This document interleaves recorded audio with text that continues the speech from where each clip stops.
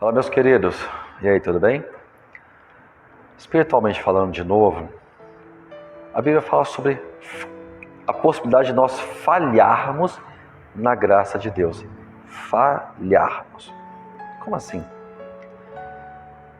Diz que no meio do sofrimento, nós não conseguimos entender o que está acontecendo e nós nos revoltamos contra Deus, porque falamos, poxa Deus, como assim? De novo? Até quando? Por que Deus? Esse tipo de expressão. E como nós não compreendemos o que está acontecendo, nós começamos a gerar em nós raiz de amargura. Por quem? Por Deus. E essa raiz de amargura, ela é tão perigosa que ela é capaz de contaminar os que estão na mesma situação de dor. Então, essa situação de dor, em nós, ela é perigosa porque ela é contaminante. E a Bíblia, o que a Bíblia fala com relação a isso? Ela nos ensina que nós devemos enxergar todo o sofrimento como disciplina de Deus. Porque quando nós somos disciplinados por Ele, e lá fala assim, não despreze a disciplina. Como assim? É aquele filho, imagina aquele filho que o pai corrige e ele não aceita a correção, ele tem aquela dura, sabe, aquela dura cerviz, a Bíblia chama de testa de ferro.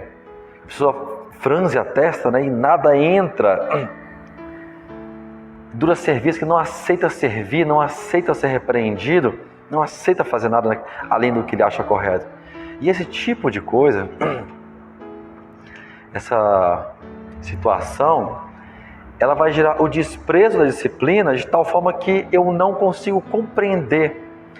Jesus, ele foi aperfeiçoado, foi melhorado no sofrimento, ele aprendeu a obedecer a Deus no sofrimento. Como assim aprendeu a obedecer? Ele é no sentido de que ele aprendeu a confiar em Deus. Ele aprendeu a confiar no zelo da graça de Deus. Entendeu?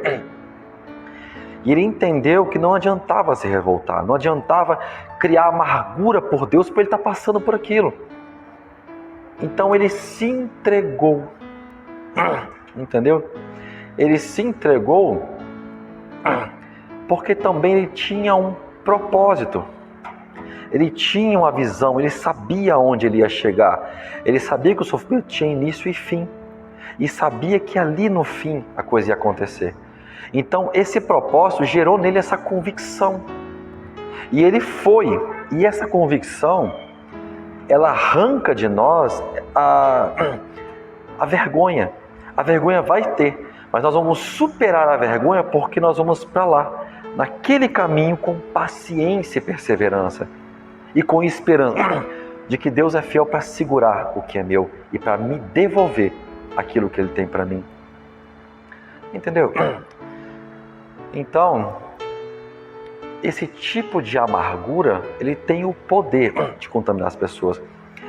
Então, nesse ponto, é lá em Hebreus 12, depois você vai dar uma olhadinha, ele fala, então, peraí, gente, lembre que Deus é Pai de vocês. E se está acontecendo, Ele está disciplinando, está ensinando vocês a confiar nele. Então, por causa disso, levanta o seu joelho fraco, entenda, se anime, para que você consiga animar os outros. Então, se anime você primeiro, e depois se junte com outras pessoas para vocês se animarem. Para que quando a pessoa fraca chegar perto de vocês, vocês consigam levar ela para o caminho reto, para o caminho certo. Mas se vocês estiverem nessa situação de amargura, vocês vão desviar pessoas do caminho do Senhor. E aí vocês vão falhar na graça. Entendeu? Nós temos que ter cuidado com o sofrimento. Temos que entender que Deus está no controle de tudo. Tudo coopera para o bem daqueles que amam a Deus e são chamados segundo o seu propósito. Então, esse propósito, que é essa meta, você também tem. Então, você foi chamado para uma meta, para atingir um certo ponto. Entenda que o sofrimento tem início e fim. Ele vai passar, porque ele sempre passa. Eu estou mentindo? Ele sempre passa. Entendeu? Então, aquela velha história, o dia mal pode durar um dia, 2 dias, 1 ano, 3 anos, 10 anos, mas ele vai passar. Entenda que Deus está olhando por você, está olhando para você. E aqueles que são dele, a Bíblia diz assim, as Escrituras falam assim: quando você me chamar, eu vou te escutar. Quando você gritar, por que grita? É aquele desespero, não aguento mais, eu direi, estou aqui. Eu digo para vocês, eu vejo isso na minha vida. Sabe aquele momento assim de não aguento mais, Deus chega, Deus vem e resolve, mas Ele espera chegar até lá. Ah, esse Deus gosta de umas brincadeiras sem graça, né? Mas Deus é assim, Deus Ele dá o escape. Eu já falei aqui, Ele dá o escape, Ele guarda a nossa fé, Ele guarda o nosso coração. Ele é poderoso para nos impedir que nós venhamos a cair, no sentido de nos afastar da sua presença, entendeu?